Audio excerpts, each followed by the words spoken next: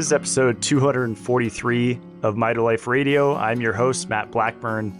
Today I'm interviewing James Arthur Smith of Seatopia.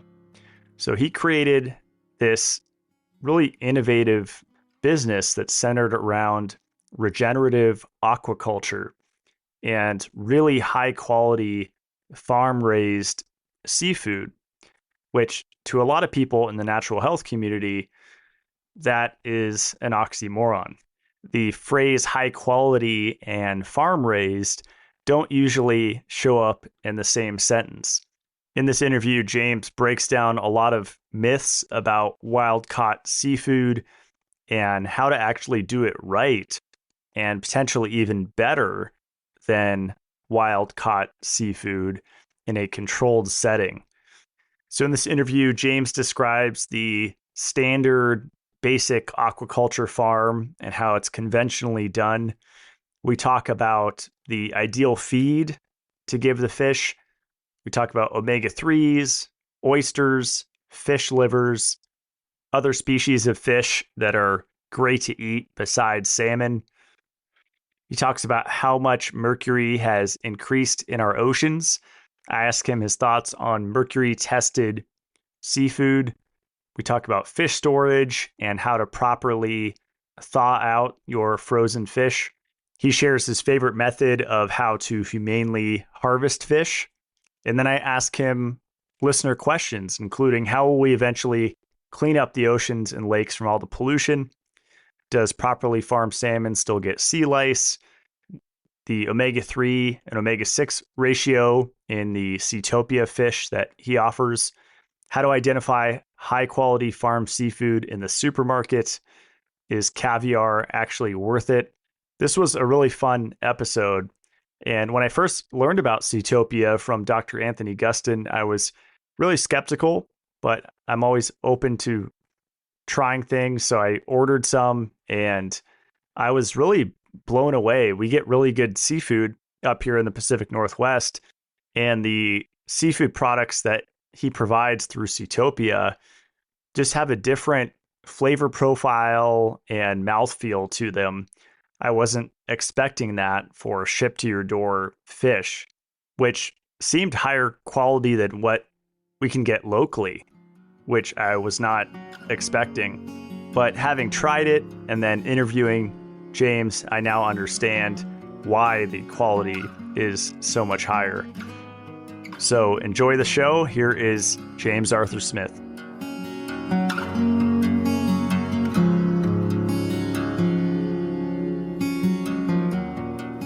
All right, James Arthur Smith, welcome to the show. Right on. Thank you, Matthew. Yeah, we've been chatting before we started to record about seafood a little bit, and I just caught my first fish on my lake, a green sunfish. That was really fun, and I could see how it could be addictive to get into fishing, especially fly fishing. Yes. I think anything where you get to interact with it, right? Like that's what's beautiful about fly fishing is it's not just like set a hook and hope something comes up. You're actually looking for and interacting with these creatures. It's a hunt. It's a dance.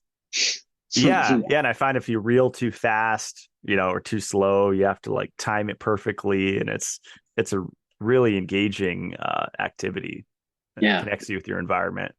Yeah, absolutely. You're mimicking the creature's prey and preying on their prey instinct. Yeah, it's a beautiful thing. Did you grow up fishing? Absolutely. My father took me to Baja when I was really young, and those are some of my earliest memories is fishing in the Sea of Cortez. But we did it a little bit more rustic. We were like diving into the water, cutting up shellfish, putting that on a hook that was wrapped around a can. But it was action all day long. Those are some of my earliest memories. Yeah. That's really cool. Which part of Baja? I fished off La Paz. It's like super south. Yeah.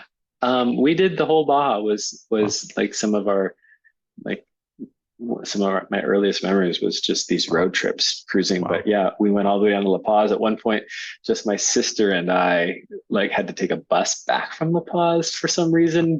Like it was a different era. But those early memories was around Bahia Constitucion and BLA,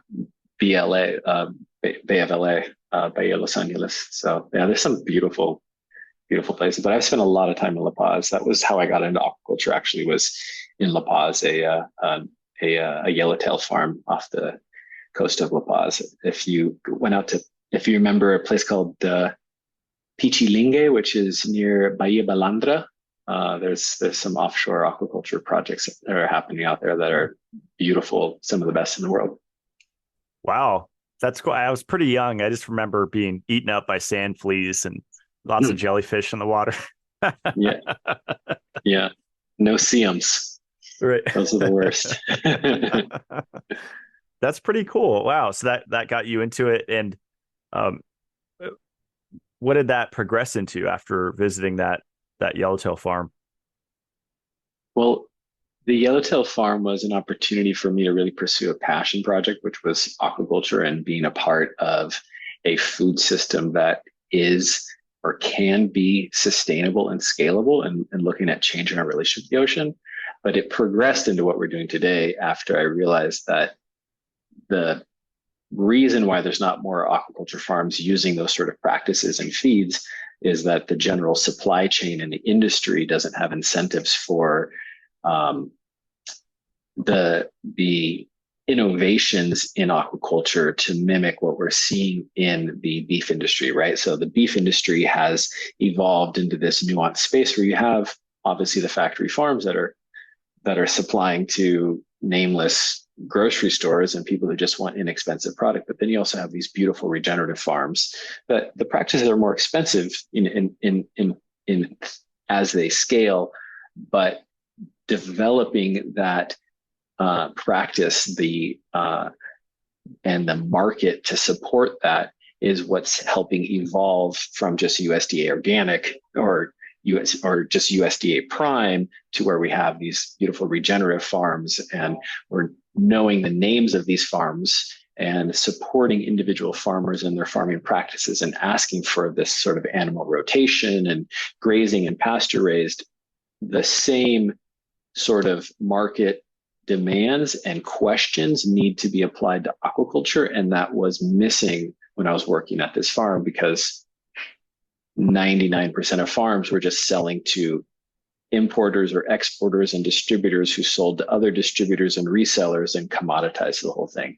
So Seatopia today, what we're doing is helping connect consumers to specific farms that are doing it right and help create those incentives. Hmm. I love how you're kind of flipping the whole uh, belief on its head that wild is always better um, than farmed or cultivated.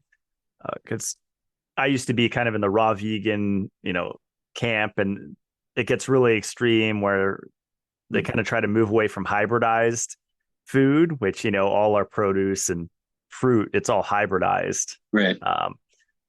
But and that's supposedly bad, and you should just be harvesting dandelions and living off that or whatever. But I think there's a way to do it right where you're adding what you're doing in water, you can do on land, right? With like biodynamics and Mm-hmm. permaculture and things, even Absolutely. electroculture, and making it even better than what you would harvest out in the wild in a kind of uncontrolled environment. Yeah. Yeah. It really comes down to being able to control the inputs in order to have expected outcomes, right? So the transition from hunter gatherers to a civilization that is cultivating our beef, chicken, pigeons with predictable outcomes is what these cities are built on, right? Like if we were all living off grid, that would be wonderful, and we just hunted and had access. But I think there's limits in the scalability of that, and unfortunately, we've also polluted our environment so much that not all lakes would be recommended to eat those those trout or sunfish out of, right? So it's really about how do we optimize the production of farms to have cleaner, more nutrient dense foods that can be better for the environment, right? Reducing the greenhouse gases, reducing the inputs, reducing the water usage, and reducing the cost to get more people on healthier food. So yeah, it's like the squab story, right? Like you're not going to go into a restaurant and ask for squab or pigeon, right? Like in New York City, squab can be on like a fancy menu. And it was farm raised. The wild caught squab in New York City is not something that you want because that wild pigeon is foraging in who knows where. The same thing is applicable to fish. And we're asking the question of like, what did it eat? What was it exposed to? Because, fish, shellfish, these are sponges, literally in some senses. And the environmental toxins and inputs have a direct impact on what we're eating in our health. So can you describe like the standard aquaculture farm? Is it just overcrowded, like just like a CAFO farm that we would see like Cargill or something? Are they just feeding poor quality food and just overstocking an area? Yeah. I mean, there's been a lot of studies, there's been a lot of news, there's been a lot of documentaries that have highlighted what bad aquaculture looks like. And that's because a lot of it is funded by, owned by, and really scaled by the exact same monopolies that run these large land-based agriculture businesses, right? Like you mentioned Cargill. Cargill also is a big player in aquaculture, right? And that same business model applied to aquaculture is how do you maximize profits, reduce risk, lower overhead, operating costs, and the externalities is human health and the environmental health, but those companies don't pay for the externalities, right? That's downstream.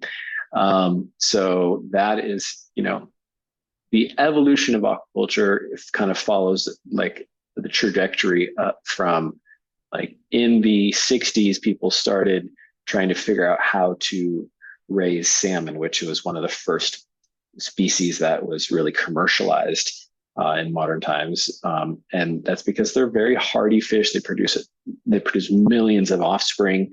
They have a fat sac that the little fingerlings live off when they're first born, and that allows a lot of flexibility in that early stages. And then when those salmon were brought or are big enough to eat, they were fed just ground up sardines, anchovies, mackerel, whatever was caught locally, that forage fish, grinding up and feeding them that just concentrated whatever was in the wild. So if wild sardines, anchovies, mackerel have PCBs or other sort of toxins, heavy metals, they're just concentrating that into the feed, and that's what they fed them. And they had a predictable outcome, which was similar omega-3 levels or even higher omega-3 levels to the wild caught, but concentrated levels of those dioxins, those PCBs, those heavy metals because of the diet. They oftentimes got sick because they crowded them into the pen. So they fed them, they included antibiotics in the feed. So the preventative antibiotics are then going into the environment, and it's their poop, their effluent was then falling to the bottom and causing excess nitrogen in this concentrated area without a complementary partner to absorb and utilize those nitrogen inputs. That's sort of a typical early stage aquaculture farm that a lot of people have become sort of afraid of, and rightfully so. But it's not the only type of aquaculture. There's aquaculture today that is following the sort of permaculture examples of biodynamic principles of symbiotic relationships between fish and shellfish and seaweed and looking very closely at what the inputs are, fully organic, nutritionally dense, and scalable feed inputs like growing algae for the oils and the proteins of soldier fly larva proteins. And these changes in the feed inputs and these changes in the farming practices have a very different outcome. That's, in many cases, a net positive for the environment and producing healthier, fish. Mm. Yeah, funny story. You mentioned soldier fly larvae. Up here, we're going to set up a geodesic growing dome, and it's been years in the making. But I did put one down south in California just to play with, and it's a 30-foot diameter with a 2,600-gallon koi pond inside, which was part of um, the idea to act as like a heat sink in the summer and then a heat source in the winter. And Beautiful. Basically you could water from there and stuff. But I played with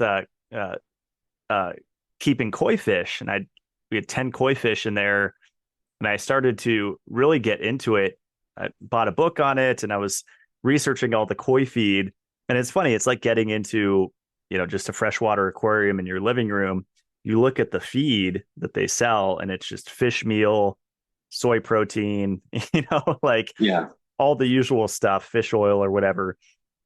And I just kept researching, and I eventually found one brand that sells black soldier fly larvae. And I'm like, this seems like the most natural thing to feed the koi, not necessarily fish meal and all this other junk with a 40 ingredient list. No. But it's just a response to cost, right? Like people aren't really concerned as much about like the health. They just want the most inexpensive, these subsidized commodities like soy and corn, that's what they're going to feed them. And that's, lowers the operational costs. And then you throw in some antibiotics and hey, you got a low cost operation with some koi that you don't ever want to eat. Not that it's generally considered an edible, but it could be when done right. Yeah. Did you ever experiment with other species like bluegill or tilapia? No, I haven't. I'd like to feed the fish in my lake and experiment with that. Do you think black soldier fly larvae is a pretty good broad feed for different species of fish? Like a lot of different species will go for it. Yeah, it really comes down to the life cycle, the stage of the growth, the fat to protein ratio that they need at different kind of growth cycles. So then you're going to combine that, commercial aquaculture and artisans are combining that with algae-based oils, right? So you're going to modify to have perhaps more fat in the early stages of their growth cycles, or slowing it down once they kind of mature. But yeah. Interesting. So you're kind of doing like the grass fed, grass finished kind of thing, but in the water, it sounds like somewhat. Yeah, it's very similar. It's very similar. A common misconception is the source of omega-3s comes from fish, and quite frankly, fish don't produce omega-3s. They bioaccumulate those omega-3s from algae that are consumed by smaller fish. And we're just eating fish because they're more delicious and more palatable than just eating those algae directly.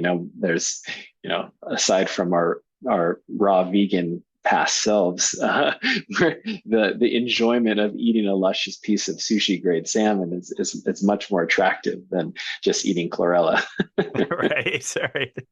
Well, yeah, actually, it used to be it's called Schizochytrium, is the specific strain or species of microalgae that I would sell the oil, and it's dirt cheap, and that you can grow it in, I think, Canada. There's some from China. It's grown all around the world. Yeah, but there's the marketing that go right to the source, Yes. But it does change in the fish. From my research, it does change it's the SN2 position, basically. So it does get slightly altered. Like it's not identical to the algae oil that you would buy, for $50 at the grocery store to get from your salmon. And that change is something that becomes more bioavailable, digestible for human consumption. That's my understanding. Yeah. Yeah, Yeah. It's yeah, the structure of the carbons in there. yeah. It makes sense. One Yeah, thing I I heard, mean, oh, go ahead. it just comes down to like our genetics, right? Like we evolved from the oceans. It is in our DNA that we want to eat these things, right? Like we're now like just responding to what our bodies innately know works for us, especially with that sort of Mediterranean diet background, that some of us have. And it's in so many of our cultural DNAs that we just want to eat these things because it works well for us. Yeah. Yeah. I think a lot of it's the minerals too. I know for me, genetically, I have higher iodine and selenium requirements. Mm, Um, so that's really rich in seafood, but you're also yep, getting what zinc and copper and all of these things. yep. Um, I know every time I consume, like we're coming into oyster season, Mm, every time I consume high quality fresh oysters, my brain lights up within a minute or two, like clockwork yes. every single time. Yes, it's a superfood, and it is so beautiful that the way our bodies just it's such fuel. Another underrated component of clean fed aquaculture products is the livers of fish, right? So in wild caught seafood, because of all of the environmental pollutants, the livers are sometimes discarded and very metallic-y in flavor, but on a clean diet, that liver is actually quite delicious and super nutrient dense. If you look at sort of like the mineral profiles and the fat content of livers on some fish, it's uh, um, quite different than just eating the flesh. So yeah, I think it's worth considering, like, how do we incorporate that same sort of primal consumption of the whole animal with fish as well, which is oftentimes overlooked. Yeah, I'm glad you brought that up. Because being up here in a northern latitude where it'll get down to 0 Fahrenheit for a few weeks and hover around 20 to 30 Fahrenheit for I don't know, a couple months. And I've noticed that my cold tolerance goes through the roof when I consume cod liver oil. Hmm, And I did a deep dive into that. And apparently the Vikings actually used that to withstand harsh winters. So I guess it interesting. increases, the heat generation of the body. But that's basically squeezing the livers down. And they had an old school way to do it. They didn't have fancy presses, but they had, I think they used like branches above like a fire with a little pan, and they would just, put the liver on there and it would drip through, and they would Amazing. just keep uh, keep extracting it. I have friends that just eat the straight cod liver oil. I would imagine it's just not as Hmm. concentrated, but it sounds like what you're talking about is not only cod, but all the different Yeah. species of fish, right? Yeah, absolutely. The livers of consuming the liver of a sushi grade fish that was fed a diet that is quantifiably low in heavy metals, and no, obviously no pesticides, no parasites, no um, PCBs, all the things that unfortunately are in some fish. When it comes from a clean source, we eat it sushi grade, or we do it tataki even, where you just take that liver out and you just sear the edges and then slice it really thin and hit it with a little bit of olive oil. And it's a delicacy. It's delicious, and it absolutely like fires my brain, and I feel like vital when consuming these things. Like it reminds me of like orcas. In nature you see all these examples of animals that just go for the liver first, right? Like orcas are notorious for eating the livers of their prey first, and sometimes even just leaving the rest. Wow. I did not Yeah, know that. yeah, it's pretty wild and very like raw, and it just reminds our interpretations sometimes are like that's like evil. Like a lot of people like look at the orca, the killer whale's behavior when it like goes and kills another whale and just eats the liver and leaves the rest. But yeah, there's something to be said for the super foods in livers. And something else will eat the rest, right? Sharks or whatever. It doesn't go to waste. 100%. Of course. No, it's a windfall for the environment oftentimes, the part of the carbon cycle actually is, that been some really interesting studies that have shown the impact that whales have on the carbon cycle in bringing the carbon from the upper atmosphere and then sinking it down to the bottom over time. It's pretty wild. Wow. You guys don't sell liver with Seatopia, right? I know you sell you have roe and caviar. Yeah, at the moment we don't have livers, but it's definitely on the R&D. We do it, within the crew and processing, but it's not something that we have figured out how to scale profitably yet. But I do want to do that for sure. Yeah, that's pretty cool. I know on Anthony Gustin's show you mentioned a species of fish that is equivalent to salmon in the flavor, but you think it was better. And I can't remember the species because I know in my head, like I always just think, salmon, I think it's just ingrained in me. I don't know, growing up or whatever, just we would have salmon, my parents would buy, salmon and that would be our seafood dinner. But yeah, that's kind of limiting to just, mostly eat one species, right? I know you guys sell barramundi and blue cobia and sea bass and yellowtail and all these different ones. Yeah, I don't recall that conversation exactly, but I feel like if I remember correctly, we might have been talking about which species might be better described as efficient converters of energy for that's what it was for aquaculture, yep. right? Yep. Right. Mm-hmm. And it was we were talking about a species of yellowtail or Campacci Setiole reveliana, and that was really like, how do fish process and convert feed, and which ones are more efficient? Like, should we be farming cheetahs that need to run all the time and expend all this energy, or should we be farming, grazing animals? And in the oceans, just comparing land-based grazers to fish are more efficient because they're not holding up their body weight. They have a swim bladder that regulates their buoyancy, just like as a scuba diver, you have a buoyancy regulator.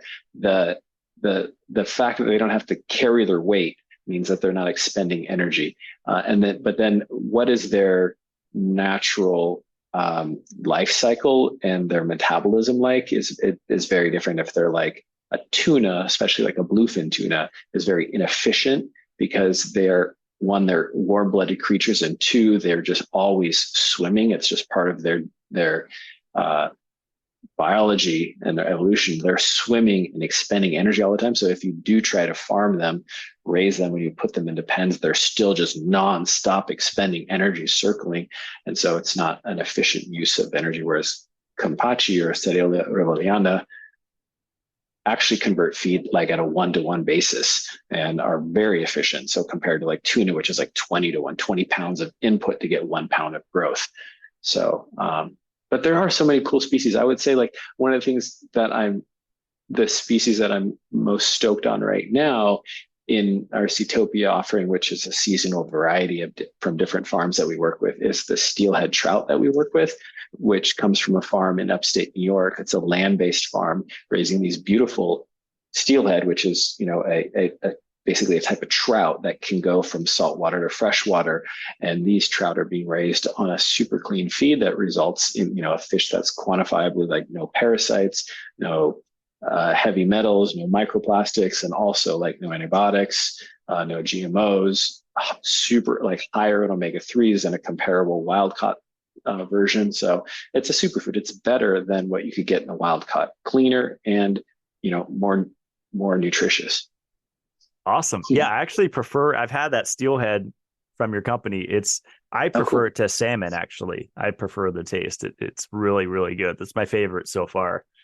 I love it. It's different. I think that like, if you look at like a king salmon, and then like wild king salmon is great, but then like a farmed king salmon from New Zealand that has been really honing this practice, like it's like the Kobe beef, it is so well done. It's this beautiful fatty piece of butter that just melts in your mouth.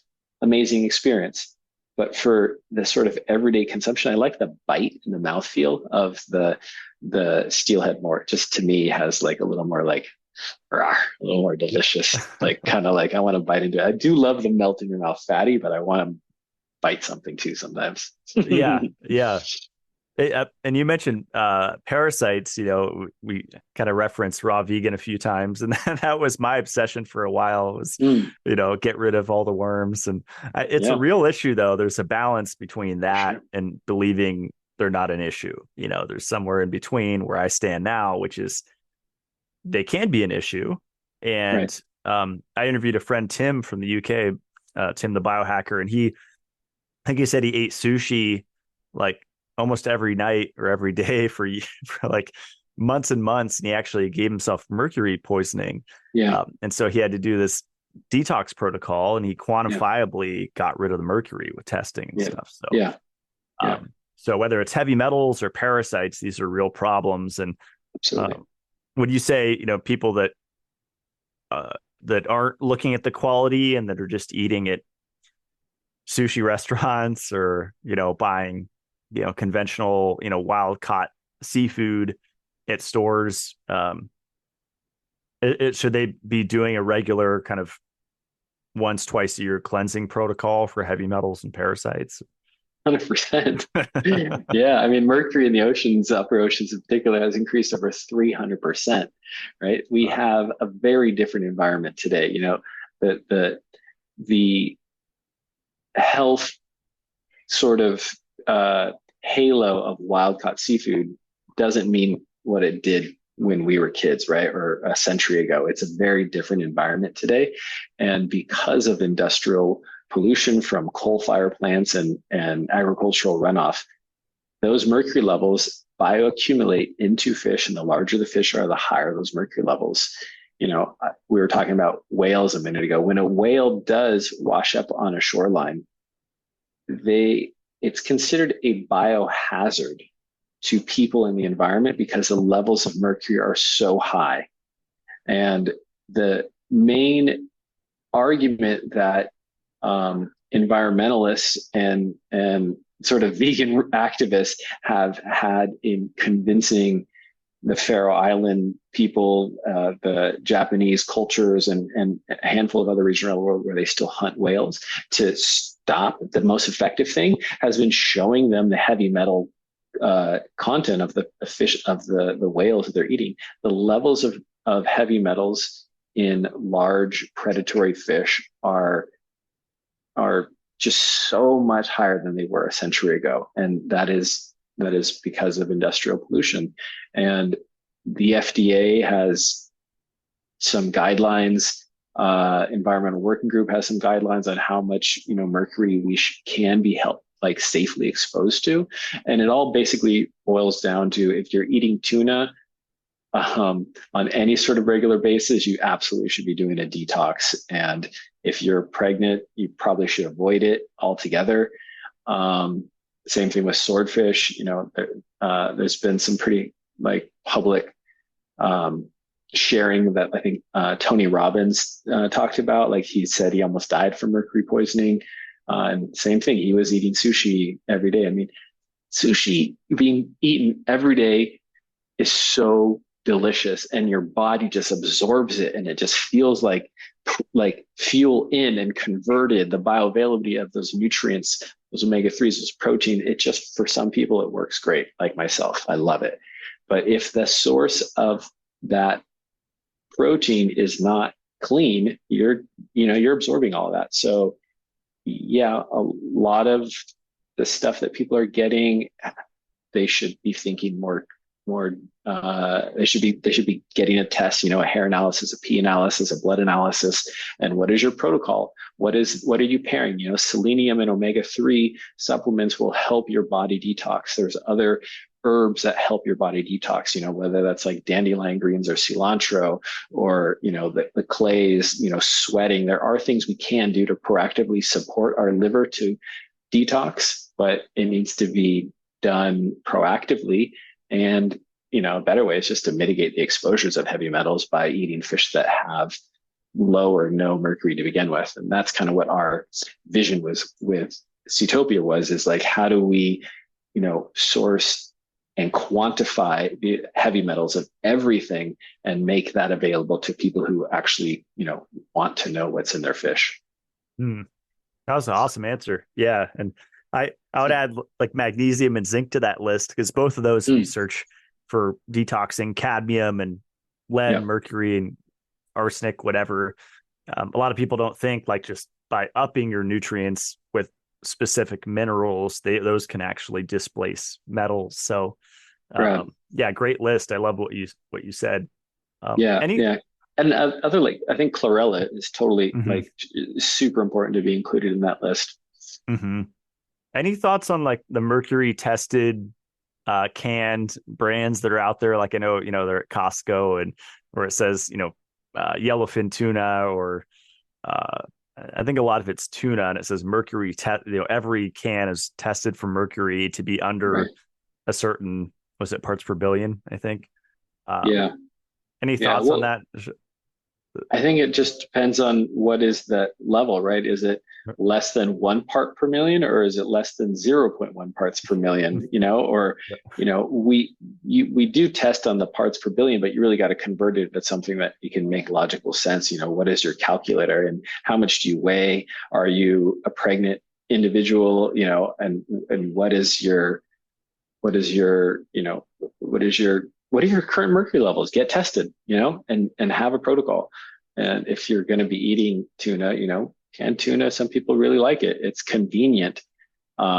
Frankly, I think I would rather poach yellowtail from Seatopia that I know has 100th of the mercury levels and have that in jars and just be good to go. But if you're going to eat that stuff, and I know it's convenient and affordable, get tested, understand where you're at, and develop a protocol, and then test again on a regular basis so that you have a baseline understanding of what you're working with, and you don't get caught off guard with, all the potential side effects.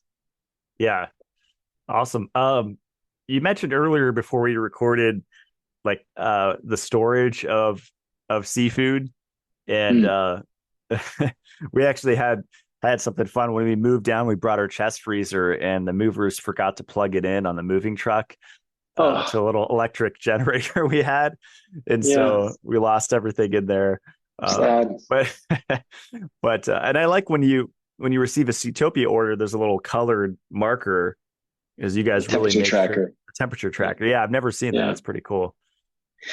yeah. I mean, it's to start off. I'm glad to hear that you're using a chest freezer, because especially with fish, it is important that the temperature doesn't fluctuate. And our home freezers, like if you put fish in there and you eat it within the first month, not a big deal. But if you leave it in there longer, because it has a auto de-icing um, system in there, if your freezer, and most refrigerator freezers have an auto de-icing, um, it's literally changing the internal temperature so that the ice melts, and that means that your fish is fluctuating in temperature, and that means the water or frozen water inside of that fish is expanding and contracting, and every single time those water molecules, those ice crystals, expand and contract, they cut through the delicate muscle fiber, the connective tissue of fish. And if it continues to do that, you're going to start off with something that's beautiful, luscious, firm, it has bounce to it, type of muscle, to it'll just be this like flat, mushy mush that you could, you're the frozen fish that you get at a grocery store type of vibe, that mush didn't start out that way. It became that way because the traditional supply chain, seafood goes through so many resellers when they're trying to distribute these commodities, and every single time it changes hands, it's fluctuating in temperature, or freezing and then letting it defrost and selling as refreshed, and then that happens again. Anyways, yeah, the the way you handle seafood, especially sushi grade seafood fish, should be a lot more thoughtful than the way you handle your beef, which has a lower water content and it's not as susceptible to those sort of fluctuations in texture. But that's just with premium sushi grade seafood, and there's nuance to that too. Like if you're freezing abalone, abalone is also really, really tough to begin with. So freezing and defrosting is actually going to help tenderize it. So it really depends. Do you want it to get softer and mushier, or do you want to preserve the sort of, supple, firm, beautiful connective tissue that, is that experience of fresh seafood? Interesting. Yeah. Sometimes we like buy seafood that, ship or driven in from, Northwestern Washington or whatever, or like same day, Okay. but then it's defrosted, and then I buy a bunch and then freeze it and then defrost it again. That's not as ideal, you're saying, as just freezing it, having it frozen once and then defrosting 100%. it. Yeah, Okay. yeah. Because did that, the guys that caught it in the Pacific Northwest, did they actually, was it a day boat and they actually kept it fresh, which is rare, or was it a multi-day boat and it was frozen at sea, which is more often the case, and then it was defrosted, brought to you and sold as fresh, and it looks beautiful, and then you froze it and then you defrosted it. So it's now freezing multiple times, and the way you're freezing it is probably not an industrial scale or medical grade freezer that brings down the temperature within an hour. It's probably freezing really slow, and so the water molecules expand slowly and intricate. When a ice crystal forms slowly, it creates these beautiful, intricate things. When it freezes very quickly, there's less, it doesn't have the same structure. It's just like a little tiny dagger, and it has a profoundly different outcome in the texture. So the way that we freeze all Seatopia is blast freezers with the outcome of lowering the temperature to negative 30 degrees within 1 hour. So like using nitrogen and fans and that immediate extraction of any heat and bringing that temperature down has a profoundly different effect than just putting it in a traditional freezer. Wow. So midwinter, I'm going to try that. I'm going to put them outside when it's negative below zero. Yeah, it'll make a huge difference. It's if you caught a fish in your lake and then you filleted it and then vacuum sealed it and then put it out on a super cold day with a ton of wind, and you froze that, compared it to the other one, you're going to find a very different experience. Like some of my friends who are like very passionate spearfishers have invested in having small blast freezers and vacuum sealers in their homes, in their garages, because if you shoot a fish that you are really respecting and you want to maintain and use that, just throwing it in your home freezer, it's not the same. The quality is just degraded. When you defrost, that in a traditional manner, it just, it's mushy. It's going to be potentially fishy, whatever. Yeah. Interesting. That's really fascinating. Have you ever done any ice fishing? I know you said you No, like the warmth. I've never done any ice fishing. I've been to Alaska. I love it. It's amazing, but only in the summer. Yeah. It seems like a whole nother ball game. It's like you're not gonna just sit there in your lawn chair. It's more like set the rod, and then because you get colder if you're just sitting there not moving, right? So I'm not really like I've evolved to where like I grew up as a fisherman. I love fish. I love spearfishing. I have great gear. My wife and I have lived on a sailboat for over 10 years. But today, mostly I shoot fish with a camera.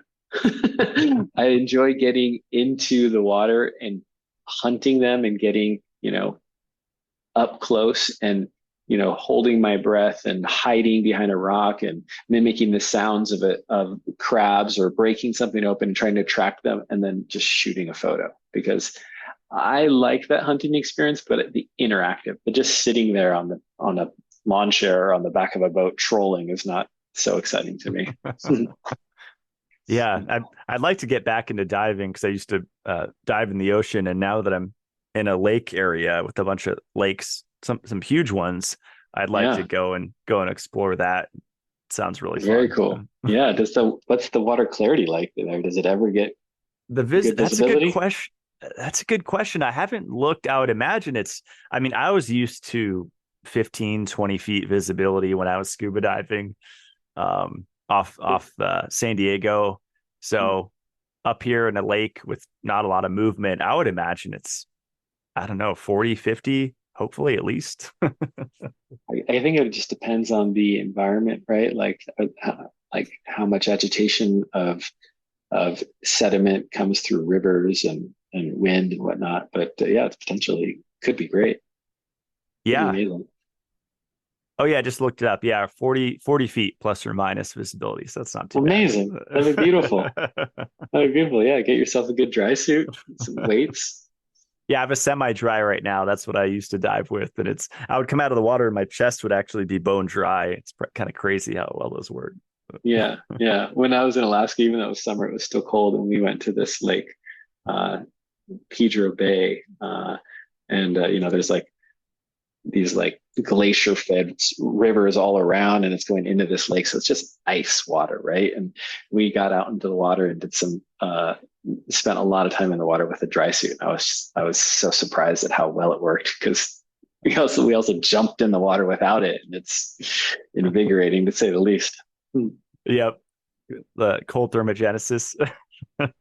Yeah, yeah. uh, There's something different doing it in nature. I feel like it's like just even more invigorating and harsher than nothing against sitting in a chest freezer full of water. It's great experience too, but something beautiful about doing it in a glacier ice water fed lake river.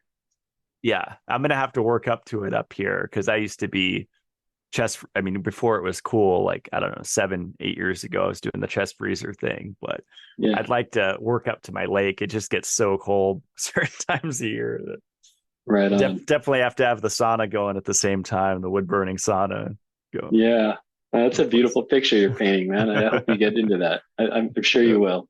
Oh yeah, yeah. Well, James, do you want to jump into some of the questions that listeners sent in? Because we have some good ones here. Absolutely. Let's see. So my friend asked, how will we eventually clean the oceans or lakes from all the pollution? Example, geoengineering spring, Fukushima, you know, all the pollution in the oceans and lakes. Do you think it's possible to eventually clean that up? Or... Yeah, I do think it's possible. It's really important. And, we're kind of at this like critical inflection point, where it's urgent that we put some attention on it. Recently Fukushima started releasing all that water. It's a very weird time to be alive. It's a beautiful time to be alive, but like we have to change our relationship to the ocean. This is the blue planet, and we have done a terrible job of respecting the relationship to the blue planet and the oceans. Fortunately, when humans aren't here, or when we leave natural spaces to their own devices, Mother Nature kicks in and does what she always did, which is, create abundance. And the systems of bioremediation are have been they evolved before us humans. So looking at the tools that nature has at her disposal for bioremediation, between like filter feeders and bivalves like oysters and mussels and scallops, to the dissolved particles that get absorbed by kelp and other types of macroalgae. And then microalgae and bacteria are exceptionally efficient at cleaning the environment. It is going to concentrate in some areas, and there's going to have to be a solution for, disposing of that, or I don't really know what happens with that material, but there are some very good examples of utilizing the systems that we see in like a marshland or in any environment, whether that's like a kelp forest or coral reefs or mangroves. There are bacteria and organisms that work to clean the environment and break down those chemicals. We need to like stop the influx, right? Like you're still putting so much into the environment. So it is a it is doable, and I'm optimistic. And that's kind of what Seatopia is about promoting the solutions that are out there, and painting the picture of like that utopia, the Seatopia on this blue planet. How do we do that? And it is in many ways doable, but we're going to have to scale things up a lot faster than we have. And the reason I have some optimism is, like, next week I'm going to this event, this, like, what's called a Wake for the Ocean, like WAKE. Like an acknowledgement of the death in many ways of the oceans, but it's also a gathering of people who are really passionate about coming up with solutions to help scale solutions. So I am optimistic. I think that it's a combination of these sort of bioremediation efforts and stopping the massive industrial scale pollution that happens, every single day, and is on the chalkboard to be increased, via systems like deep sea mining and whatnot. So hopefully there'll be this movement and this awakening because of things that are happening like Fukushima will spark enough change to really help catalyze these efforts, these solutions. Mm. Yeah, I know the powers that shouldn't be kind of emphasize, guilt tripping the average consumer for contributing to, global warming or polluting the ocean, but a lot of it is these big industrial scale operations. But I know plastic is a big deal. Like, there's the Great Pacific Garbage Patch. It's like twice the size of Texas, and I own a supplement company, and I'm actually in transition of all my bottles over to biodegradable bottles. Cool. And I look at all the plastic bottles that I have in my closet, and all this 99% of the supplement brands out there, probably 0.9%, don't break down. They just end up in landfills. So that's kind of the part that I'm doing is that I'm interested in the coming years of educating people that take supplements. Like, hey, we're going through these bottles really fast, and a lot of them are just going to end up in our ocean, contributing to this plastic problem we have. Yeah. It's not the only solution, though. There are, as you indicated, biodegradable and also recyclable. Glass is a great example. Tin is aluminum cans are much more efficient. We just need to make better decisions, right? In what products we're using. Plastic serves great purpose when it is intended and needs to be clean and long lasting and strong, but it should not be used for everything and anything just because it's cheap and affordable. And that is a big problem. And the Great Pacific Gyre is just, or Great Pacific Garbage Patch is just one of multiple gyres. There's a gyre that is concentrating plastics in these great ocean ebbs in every ocean, and it's not all consumer waste. A lot of it is actually industrial scale fishing equipment.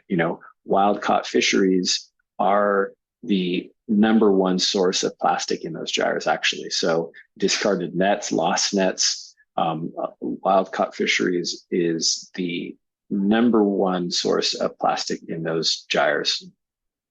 Interesting. Wow. And then that plastic is breaking down and it's ending up in our fish, which is, it's a weird chapter in our history. Yeah, lowering testosterone in males and causing all sorts of cancers and all sorts of problems. Yeah, not good. Does properly farmed salmon still get sea lice? I think I heard you mention in a show there's, and I've seen it in aquariums that I've kept, like fish cleaning off other fish, whether it's shrimp or a little wrasse, right? I love wrasse. Mm-hmm. Yeah. Properly farmed, I guess it depends on the environment, right? In a land-based aquaculture system, there's no sea lice that are going to be introduced to that. So like the steelhead trout I was telling you about, it's a essentially a closed loop, fully recycling water environment where they control every element. So there is no sea lice there ever. In the wild, there are sea lice. It is a part of wild salmon and farm salmon, and they're just in some environments, they're proliferating, and they don't have, they're overly concentrated, and they don't have the partners to clean them. So cleaner fish exist. And when introduced in multi-trophic aquaculture in these sort of symbiotic relationships, things like wrasse that you mentioned, there's also lump suckers, which are these adorable little fish that are being cultivated and put into these salmon farms now. And they're also just raised for their own roe, because lump sucker roe is kind of like a caviar delicacy. But anyways, yeah, these fish will eat sea lice. And when done right, in the right symbiotic relationship, when you have these sort of multi-trophic farms, there is a control, there is a symbiotic relationship, and there's an example that nature has created to balance things. But yeah, it's difficult to not have a proliferation of or an outbreak of something like sea lice when you have giant monocultures. The evolution from monocultures to multi-trophic, I think, is what is a core tenet of what Seatopia is supporting. Is like, who are the farms that are doing it right, and how do we incentivize those farms? Because if a farm is just selling as a commodity product, and the actual farm name and their specific farming methodologies are not being like sold to the end consumer, then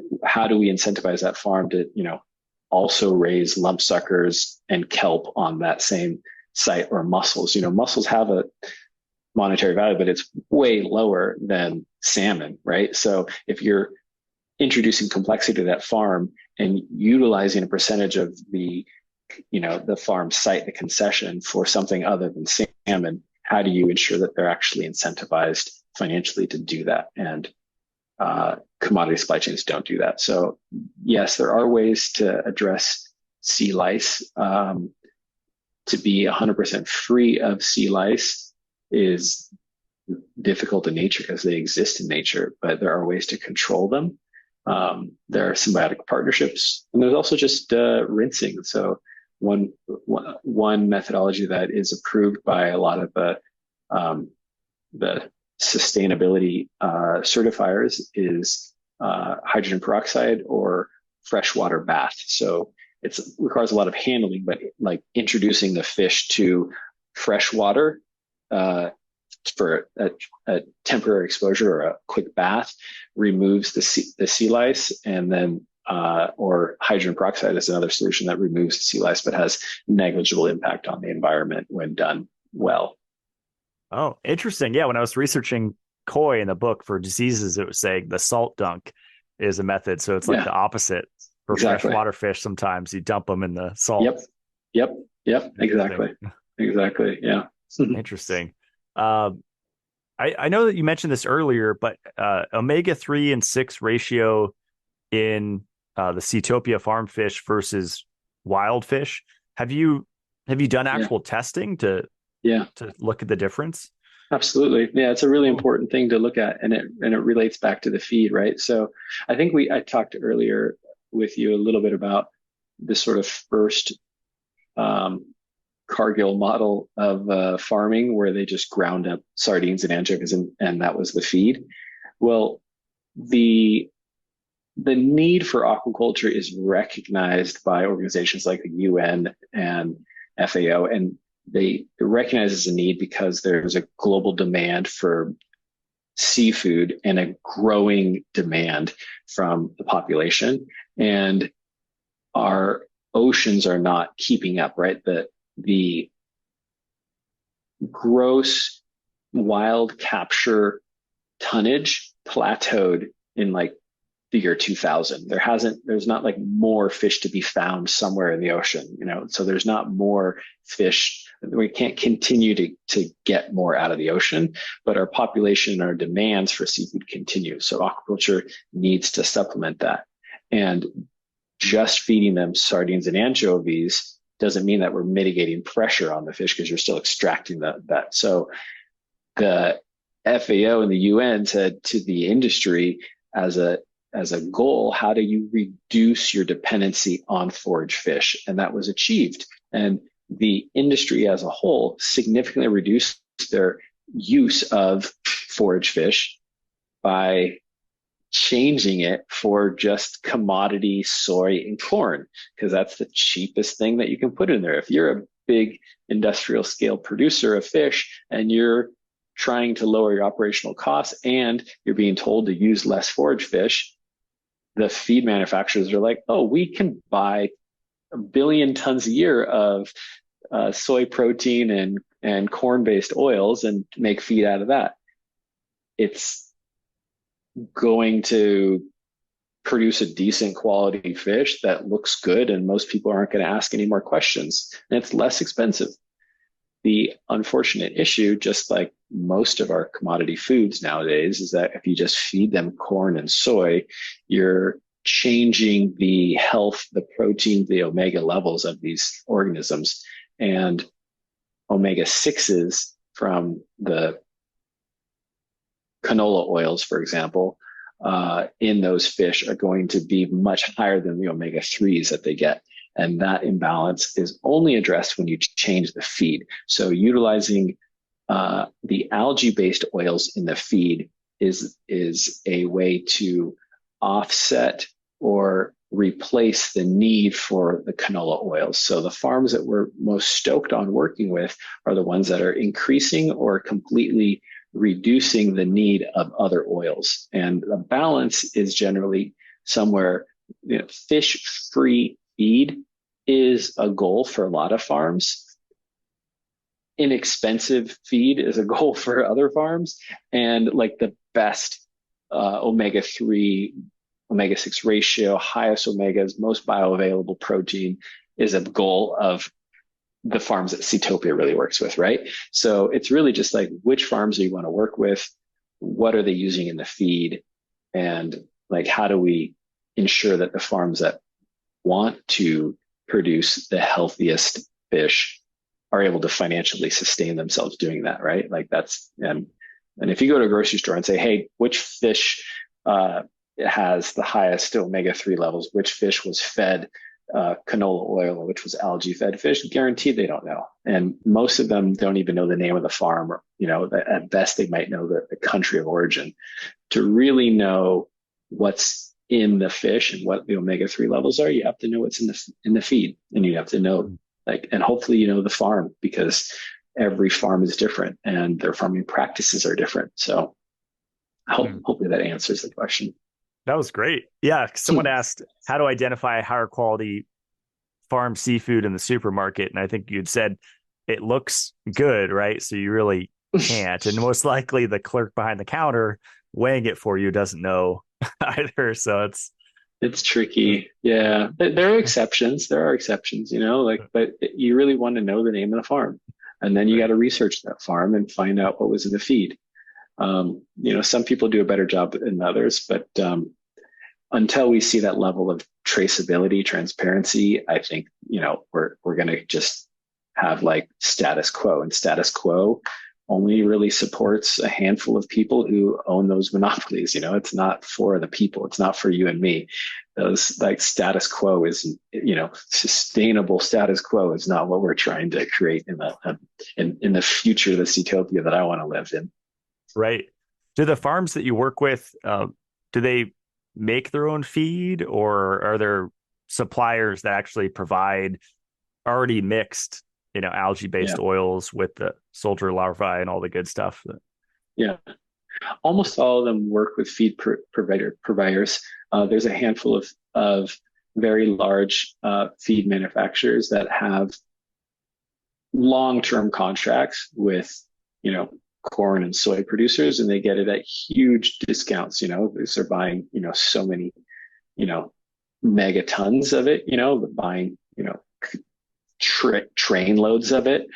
And so they're generally pushing those low cost options. But if a farm asks for and demands better solutions, there absolutely are, like the algae-based oils. And the cool thing is that the algae-based oils and soldier fly larvae are starting to find economies of scale, and the prices are coming down, and we're starting to see manufacturers sell it a little bit more, I guess.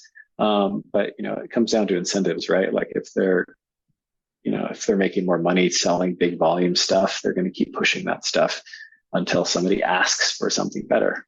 I had a conversation with a farm in Chile recently that is coming out with a soldier fly larvae algae fed steelhead. And they told me, well, we're doing this as like a separate brand, and we're looking for a market because none of the buyers that we work with even want this. They're like, what you have is good enough. If it ain't broke, don't fix it type of mentality. And none of the distributors are asking for it. And they're all saying like, algae fed fish is so weird. Who wants that? It's hard to sell. Why are you going to make something that's hard to sell? So really it's a lot of education, right? We need to demand better products, and we need consumers to understand the nuance of this and why it's important, right? How do we make algae fed fish sexy? Or maybe sexy is not the right word, but it's something like, how did we get grass fed, pasture raised, regenerative cattle to become a thing? And, the evolution from just USDA prime to really understanding a little bit more nuance of farming practices and how that feed affects the health of the organisms, animals, and the consumer. Oh yeah. Yeah. Yeah. I mean, why I got into health, I just kept seeing when I was a school teacher at, juvenile detention facility, just seeing teachers and staff around me breaking down and getting titanium implants in their body and, going to surgeries like it was a dentist appointment, and just replacing parts of their body like they're a car. And this is not normal human behavior. It's not a natural process. I mean, yes, we age, but it shouldn't be like that.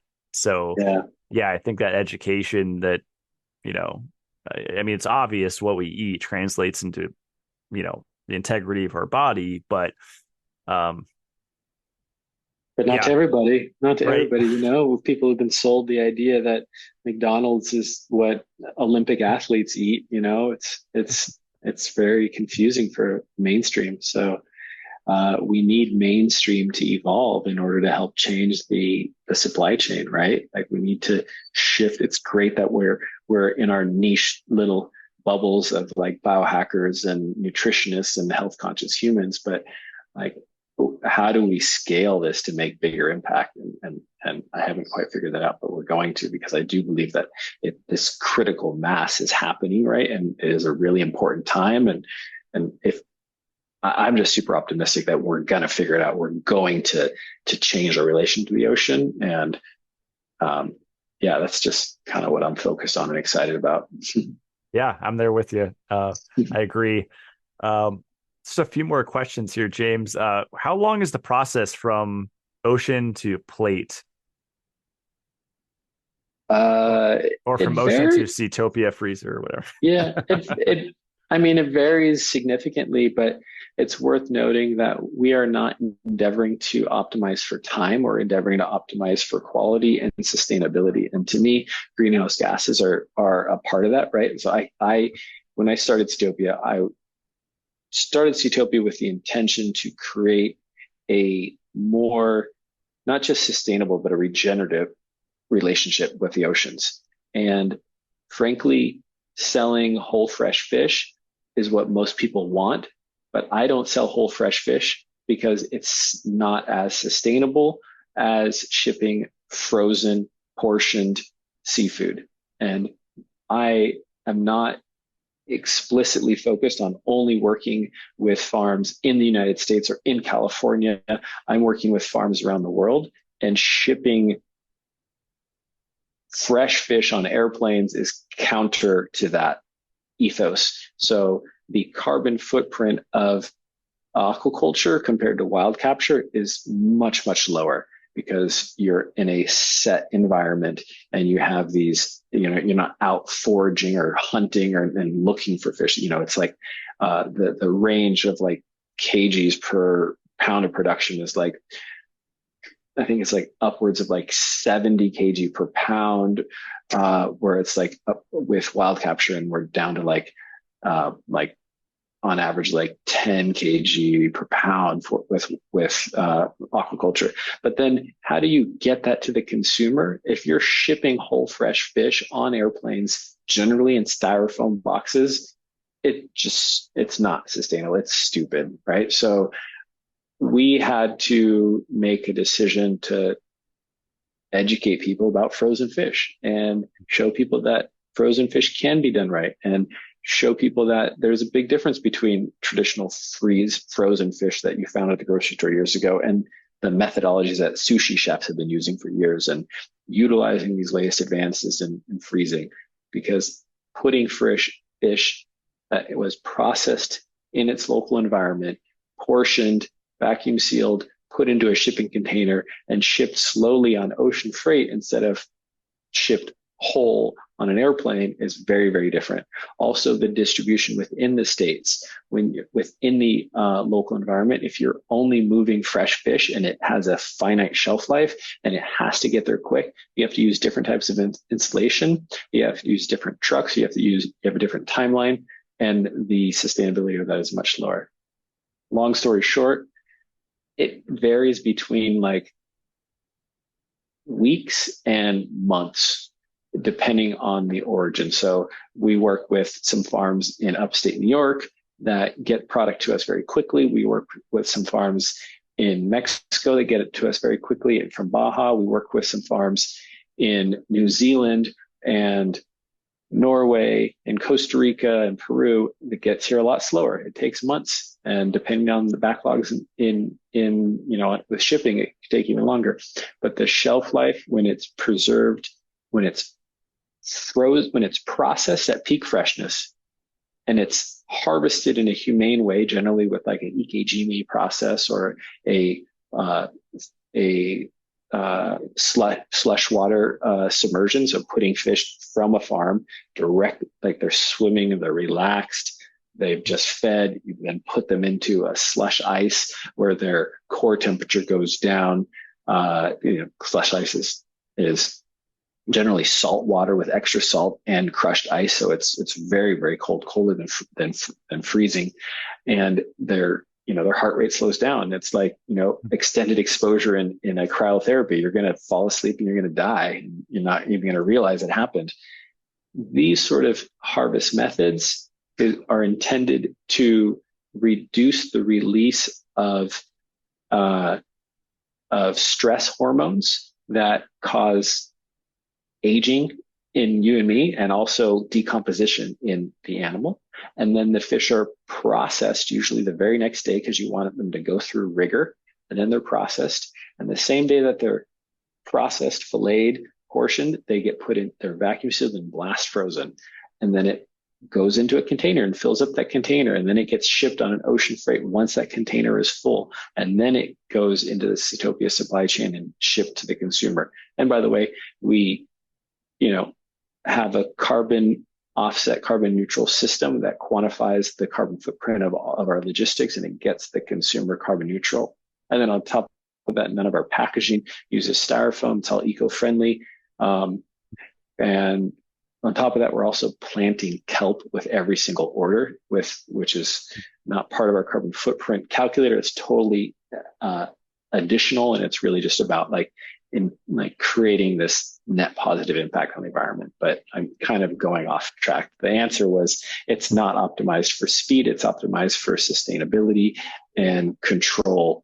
And, you mentioned the tracker in there. Like, we put these temperature changing, this little chemical, that color dot that changes based on the temperature to indicate and track any changes in fluctuations in temperature. We ship with dry ice to ensure that it gets to you frozen. And all of these sort of methodologies are intended to just optimize for controlled temperature, to maintain the freshness that was preserved when it was first processed and frozen, and get that to you, in a stable way. And I think that is generally going to result in product that's fresher than had it been, like, let's just say, caught at sea, kept fresh for however many days they're at sea, brought back into port, and then distributed through whatever those supply chains were and driven however many days, and then it finally gets to the consumer. The fresh supply chain is so difficult to maintain integrity, and that's why a lot of people consider fish fishy, because their associations to fish have been disconnected from what is truly fresh. And when you freeze something at peak freshness and you keep it frozen and you freeze it properly, it shouldn't have fishy smell. Like when you open any Seatopia package, the idea is that it just smells like the ocean. It smells like that fresh, like terroir of the sea, not fishiness, which is generally associated like the decomposition of those like fragile fatty acids. That was an awesome answer.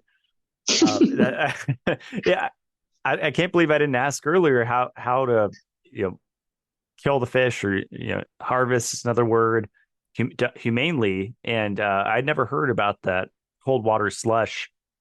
But also, did you Slush mention ice? Yeah. flush ice? Did you say EKG? EKG, yeah, it's like the process of killing Okay. the brain and the spinal nerve, so, and bleeding it out. So um, um, Okay, I thought EKG. Yeah, that's the spike. I thought you were talking about like yeah.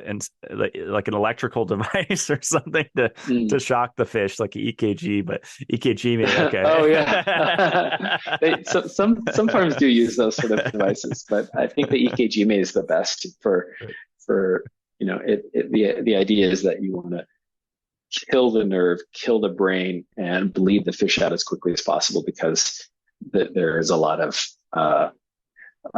those hormones that get released, and those stress hormones are oftentimes in the blood, and when bled out, it reduces the potential for decomposition of that fish, and it preserves the fish a lot better. There's a big difference in the texture of the meat when they're harvested as optimally as possible. Yeah, I know there's some venison harvesters that do that with night vision, like hunting the deer at night to reduce the stress hormone impact on the quality of meat. So that's really interesting. I nenever thought of translating that to fish, and it sounds like that's probably the way to do important. Yeah, if you're fishing, and like, it makes me so sad when I see this, like, oftentimes like sort of like beginner or even whatever less conscientious sport fishermen will catch a big beautiful fish, and that poor fish has been fighting and releasing so much stress and serotonin and everything into its I don't think serotonin is the right thing, but it's heightened stress release through that fight, and then it gets on the deck and they're clubbing it at best. At worst, they're just leaving it out on the deck to suffocate and die. And then they don't even, if they're not like immediately icing it down, or they're not immediately bleeding it out, all of those things are just wasting and disrespecting this amazing creature, right? To give honor to that organism, it should be optimized for removing those stress releasing hormones and the blood, and killing the nerve and the brain as quickly as possible, potentially leaving the heart still beating so that it can pump the blood out. And those sort of practices have a tremendous impact on the quality of the meat, and the texture, and the taste, and in the shelf life of that fish. And it's also the most humane way to do it, or one of the most humane ways, right? Yes, 100%. Interesting. Wow. Yeah. And if you're like me on a lake, just use a knife. You don't need a special spike to do it, or I mean, if you have the time, you should invest in learning EKG. It will preserve that fish longer, even if it is a lake fish that had a relatively low stress, if you're catching it pretty quickly and, but if it's fighting and it, has this sort of, experience that is elevating its heart rate and it's afraid and it's fearful, it probably make a big difference in the texture of that meat if you learned how to EKG. And it's not just the spike, it's also the wire that goes down the spinal cord and Wow. the bleeding. And yeah, that methodology absolutely will have a different texture and flavor. Wow. Well, I have homework And then to you do. you should also look into dry aging that fish, right? So the way you preserve that, right? Are you going to cook it right away, or are you going to optimize the flavor and the ratio of fat to water content or protein to water content in that fish by dry aging it the same way you would beef? So yeah. Interesting. You Yeah. said protein to water content. It optimizes that. Yeah, so imagine the textural experience of fresh fish. Like, let's just say that you have like all the water in it, and you're tasting some of the water, some of the fat, some of the protein. If you remove some of the water, you have more fat as a ratio, and so the mouthfeel is different. Also, the water and the blood that we talked about before carries a lot more bacteria and things that are going to break down that. So in a dry ager, you're actually pulling that out, and the shelf life extends considerably. So dry aging your fish actually keeps the shelf life much longer. You have a much longer shelf life when properly handled and dry aged, as opposed to just wet refrigerated. Interesting. Wow. I have a lot of stuff to research. I love it. Last question. This is kind of a funny one. Is caviar actually worth it? I guess they're talking about the health benefits. I've never been into it. I know, is it the richest source of omega-3s, I think? Yeah, it's definitely, I mean, it's kind of like eating eggs, right? Like you have like, or, to get even nerdier, it's like eating placenta or, something like that. There are all of these minerals and nutrients beyond just the omega-3s that are in that roe sac, right? So caviar is this egg that is intended to help this little tiny organism survive outside of its mother. Not all fish, but most fish are releasing these eggs that have to live on their own, right? They're not born as individuals like most mammals or all mammals. So what's in there is absolutely like the best that organism could give to its offspring, and I think absolutely worth it. Like when you're talking about health benefits, or you're talking about cost benefits, it really comes down to what type of fish egg or fish roe or type of caviar you're looking at. Certain types of sturgeon, which are kind of like the most revered caviar, are either highly endangered or already no longer exist in the wild, and so they're super expensive. But it's not the only type of fish that creates good caviar. Like salmon roe is a tenth or less of the cost of sturgeon caviar, and frankly, the salmon, by its biology, was intended to live off of its roe sac a lot longer than the sturgeon. So there's like more fat and more like deliciousness in that little caviar. So I think salmon roe is 100% worth it. It's a total superfood, and it's a fraction of the cost of sturgeon caviar. Interesting. Maybe someday I'll try it or get into it. I'll never try. Well, I think I had fried testicles once, but never again. I know that's the thing. I'd much rather eat this than beef testicle. Yeah. Well, there's also a thing called batarga, which is the roe sac of fish that have much, much smaller eggs. And the actual roe sac in especially like Mediterranean regions is dried and preserved, and they call it batarga. And this dried roe sac, then you like shave it almost like Parmesan cheese, and you shave it on top of whatever you're eating, and it gives it this beautiful, rich umami flavor, but it's also like all that like fat and deliciousness. So batarga is another cool thing to look at, and quite affordable compared to caviar. But if you haven't had salmon roe, yeah, you should definitely check it out. We have some really great ones on the Seatopia website. Also, there's beautiful trout roes as well. Do you just eat it straight out of the? It's a little looks like a little tin can. Do you just eat it straight yourself, or? Yeah. Yeah, my daughter eats it straight too. She likes the little pop, the textural experience, the umami, but it really, like when you pair it with other foods and you consider it almost like an ingredient component.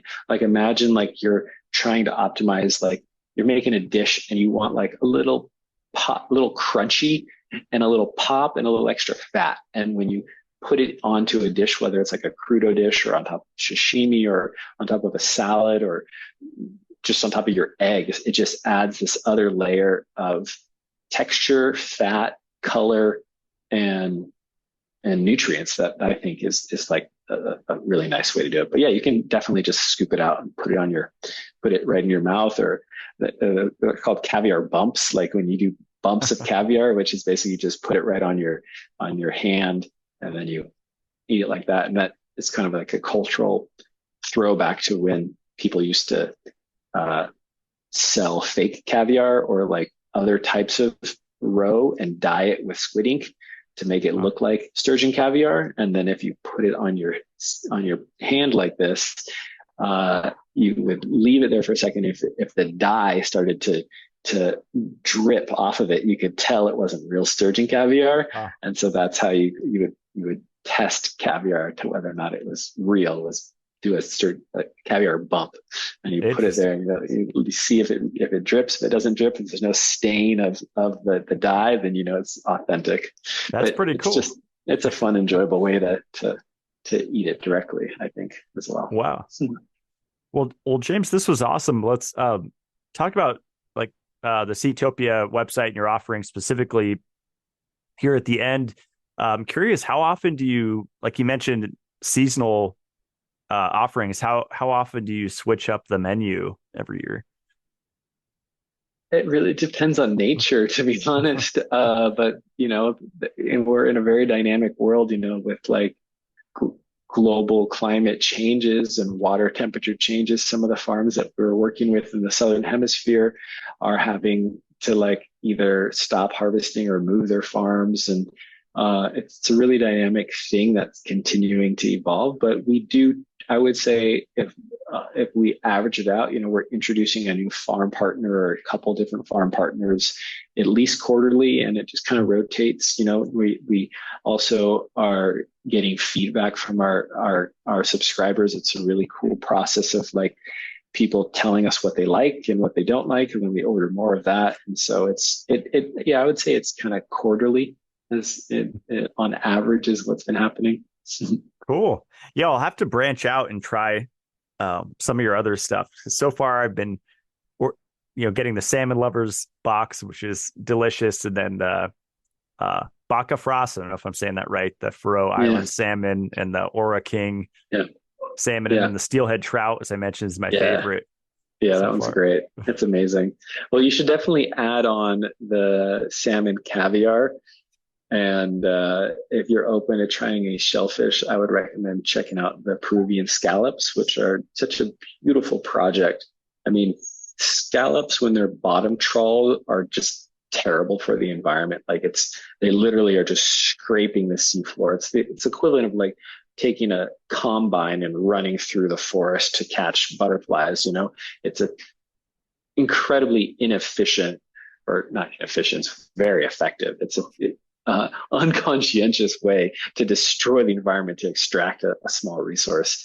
But raising them from seed is such a beautiful thing because they're literally just filter feeders. They're just filtering the water from the environment. As those scallop shells grow, the calcification, the calcium carbonate structure that is created is pulling carbon out of the atmosphere, and they raise them in these lantern nets that are just like these multi-level nets that are just full of scallops, and they're just creating this rich biodiverse environment for other organisms. So I just love the regenerative impact of scallop farms. Another really cool one is the black tiger shrimp, which are we should relabel them. They're not even shrimp. They're giant prawns. They're huge. They're big, big, big black tiger shrimp, which is a native species to parts of Asia where they're being raised in mangrove forests that are protected. So these smallholder cooperative farmers, a lot of them women, are being paid to protect the mangrove farms, and all they do is basically net off the opening and the closing of like the channel that lets water in at high tide, and low tide flushes it out, and they're releasing these natural native shrimp into the mangroves, and they don't feed them anything. It's a completely extensive farming process, the opposite of intensive farming. They're just foraging naturally as they would. And because there's this sort of relationship with the NGOs that are paying them to protect and reforest the mangroves, they're able to cultivate this in a sustainable, profitable manner. And yeah, it's such an awesome, beautiful shrimp that just has the size and girth that is incomparable to anything else. So those are some of my favorite items you should check out. Cool. I love it. Well, is it Seatopia.fish is the website? Yeah, we got the funny URL. I love it. That's great, James. This was really fun. I love when I have homework. That's when I know it was a good show, when I have stuff to research afterwards. So thanks for Awesome. getting me excited on this stuff. My pleasure, Matthew. It's really enjoyable. I look forward to hearing your adventures on the lake, and hope that you spend more time out there in that lake, and in the cold season as well. Oh yeah. Thanks, James. Stick around as we close out the show. All right. Cheers.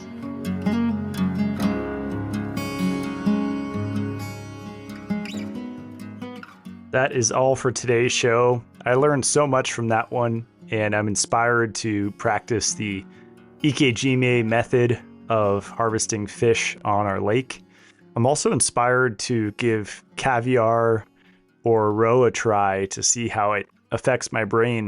I'm curious if it will affect me as much as oysters do. Even if you have access to high quality seafood, I would still give Seatopia a try. Like I said, I was really surprised with the quality of it. And as with a lot of shows, I don't have any financial affiliation with Seatopia. So just head over to seatopia.fish, select your box, whether it's fish and shellfish variety, salmon lovers, or whitefish, and try it out. My website is matt-blackburn.com. I have my CLF protocol up there that stands for calcification, lipofuscin, and fibrosis. And those are 3 accumulations that build in the body over time and cause a whole bunch of health issues. So I did a write-up where I offer solutions, and that's basically what my brand Mitolife centers around. If you click on shop, you can see all of the recommended products, most of which have discount codes. And then you can find Mitolife at mitolife.co. And the 2 newest products are the shampoo and conditioner that are essential oil free, because a lot of people are sensitive to the VOCs, the volatile organic compounds found in essential oils.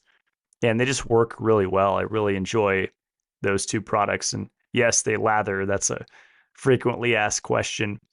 Our Shilajit tablets are back in stock. Those are imported from Russia, and they're third-party, lab-tested, purified Shilajit resin in convenient tablet form. So unlike the resin jars where you have to have this contraption to get it out of the jar, these are a lot easier to take. I found that I do a lot better on coffee and caffeine if I'm consistent with my Shilajit dosing. When I've taken breaks in the past, it doesn't go well, and I start to not feel as good, brain fog, fatigue.